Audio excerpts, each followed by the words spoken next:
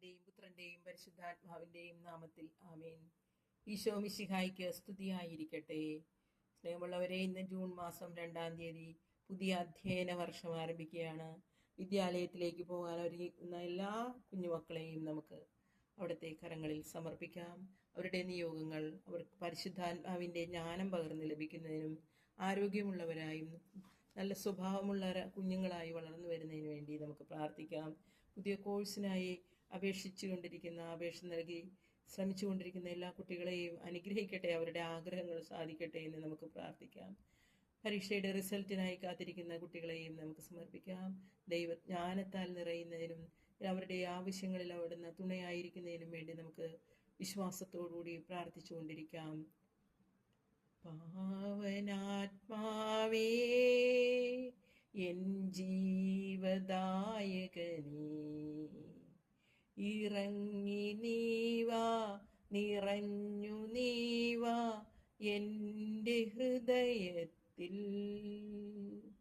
സീനായി മാമലയിൽ ഇറങ്ങി വന്നതുപോൽ, സീനായി മാമലയിൽ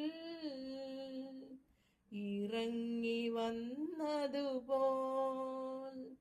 ആത്മദാഹം തീർക്കുവാനായി ഇറങ്ങി വാ ദേവാ. ആത്മദാഹം തീർക്കുവാനായി ഇറങ്ങി വാ ദേവാ. സങ്കീർത്തനങ്ങൾ 119:73 ഇപ്രകാരമാണ്: അവിടുത്തെ കരം എനിക്ക് രൂപം നൽകി, അങ്ങയുടെ കൽപ്പനകൾ പഠിക്കാൻ എനിക്ക് അറിവ് നൽകണമേ. അവിടുത്തെ കരം എനിക്ക് രൂപം നൽകി, അങ്ങയുടെ കൽപ്പനകൾ പഠിക്കാൻ എനിക്ക് അറിവ് നൽകണമേ. സ്നേഹമുള്ളവരെ, അപ്പസ്തോല പ്രവർത്തനങ്ങളുടെ പുസ്തകത്തിൽ നിന്നാണ് ഇന്ന് നമുക്ക് ശ്രവിക്കുവാനുള്ളത്. 13-ാം അധ്യായം 30-ാം തിരുവചനം വരെയാണ് നാം കഴിഞ്ഞ ദിവസം വായിച്ചു നിർത്തിയത്. അതിൻ്റെ തുടർച്ചയായിട്ടുള്ള ഭാഗങ്ങൾ ഇന്ന് വായിച്ച് നമുക്ക് ശ്രവിക്കാം. വിശ്വാസത്തോടെ നിയോഗങ്ങൾ സമർപ്പിച്ചുകൊണ്ടിരിക്കാം. അപ്പസ്തോലന്മാരുടെ പ്രവർത്തനങ്ങളിൽ നിന്നും 13-ാം അധ്യായം 31 മുതലുള്ള തിരുവചനങ്ങൾ.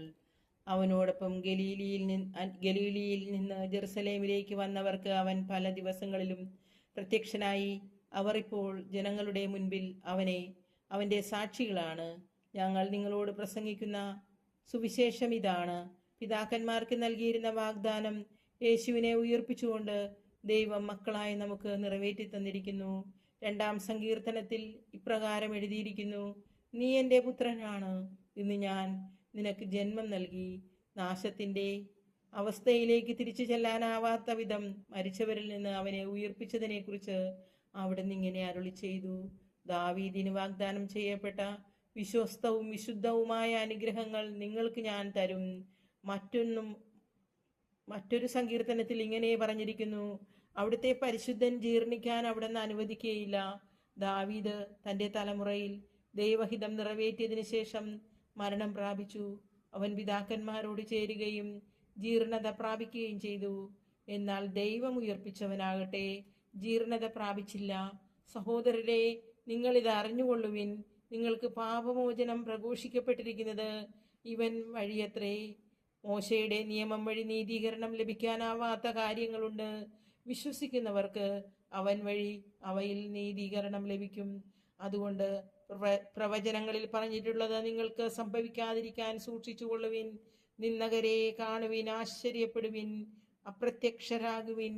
എന്തെന്നാൽ നിങ്ങളുടെ ദിവസങ്ങളിൽ ഞാൻ ഒരു പ്രവൃത്തി ചെയ്യുന്നു, ആര് പറഞ്ഞാലും നിങ്ങൾ വിശ്വസിക്കാത്ത ഒരു പ്രവൃത്തി. ഇക്കാര്യങ്ങളെല്ലാം അടുത്ത സാപത്തിലും വിവരിക്കണമെന്ന് അവർ പുറത്തു വന്നപ്പോൾ ആളുകൾ അവരോട് അപേക്ഷിച്ചു.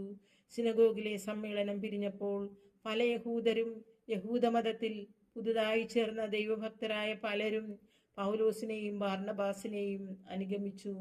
അവരാകട്ടെ അവരോട് സംസാരിക്കുകയും ദൈവകൃപയിൽ നിലനിൽക്കാൻ അവരെ പ്രേരിപ്പിക്കുകയും ചെയ്തു. അടുത്ത സാപത്തിൽ ദൈവവചനം ശ്രവിക്കാൻ നഗരവാസികൾ എല്ലാവരും തന്നെ സമ്മേളിച്ചു. ജനക്കൂട്ടത്തെ കണ്ടപ്പോൾ യഹൂദർ അസൂയ പൂണ്ട് പൗലോസ് പറഞ്ഞ കാര്യങ്ങളെ എതിർക്കുകയും അവനെ ദുഷിക്കുകയും ചെയ്തു. പൗലോസും ബാർന്നബാസും ധൈര്യപൂർവ്വം ഇങ്ങനെ പറഞ്ഞു: ദൈവവചനം ആദ്യം നിങ്ങളോട് പ്രസംഗിക്കുക ആവശ്യമായിരുന്നു. എന്നാൽ നിങ്ങൾ അത് തള്ളിക്കളയുന്നത് കൊണ്ടും നിത്യജീവന് നിങ്ങളെ തന്നെ അയോഗ്യരാക്കി തീർത്തിരിക്കുന്നത് കൊണ്ടും ഇതാ ഞങ്ങൾ വിജാതിയരുടെ അടുക്കലേക്ക് തിരിയുന്നു. കാരണം കർത്താവ് ഞങ്ങളോട് ഇങ്ങനെ കൽപ്പിച്ചിരിക്കുന്നു: ഭൂമിയുടെ അതിർത്തികൾ വരെ രക്ഷ വ്യാപിപ്പിക്കുന്നതിന് വിജാതിയർക്കൊരു ദീപമായി നിന്നെ ഞാൻ സ്ഥാപിച്ചിരിക്കുന്നു. ഈ വാക്കുകൾ കേട്ടപ്പോൾ വിജാതിയർ സന്തോഷഭരിതരായി കർത്താവിന്റെ വചനത്തെ പ്രകീർത്തിച്ചു. നിത്യജീവന് നിയോഗം ലഭിച്ചവരെല്ലാം വിശ്വസിക്കുകയും ചെയ്തു. കർത്താവിന്റെ വചനം ആ നാട്ടിലെല്ലാം വ്യാപിച്ചു. എന്നാൽ യഹൂദന്മാർ ബഹുമാന്യരായ ഭക്തസ്ത്രീകളെയും നഗരത്തിലെ പ്രമാണികളെയും പ്രേരിപ്പിച്ച് പൗലോസിനെയും ബാർണബാസിനുമെതിരായി പീഡനം ഇളക്കിവിടുകയും അവരെ ആ നാട്ടിൽ നിന്ന് പുറത്താക്കുകയും ചെയ്തു.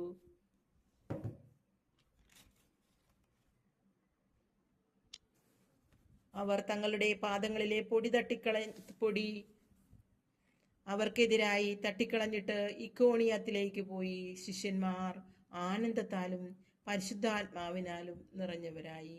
കർത്താവിന്റെ വചനം. ദൈവത്തിന് നന്ദി.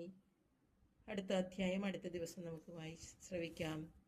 സ്നേഹമുള്ളവരെ, ഈ നിമിഷങ്ങൾ അത്രയും ദൈവവചനം അപ്പസ്തോല പ്രവർത്തനങ്ങൾ നാം ശ്രവിക്കുകയായിരുന്നു.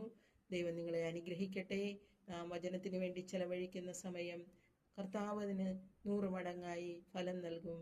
നിങ്ങൾ മറ്റുള്ളവരിലേക്ക് കൂടി ഈ പ്രാർത്ഥന നിയോഗങ്ങൾ അല്ലെങ്കിൽ ഈ വചന ശുശ്രൂഷ പരിചയപ്പെടുത്തി കൊടുക്കുക. ദൈവം നിങ്ങളെ അനുഗ്രഹിക്കട്ടെ. നന്ദി.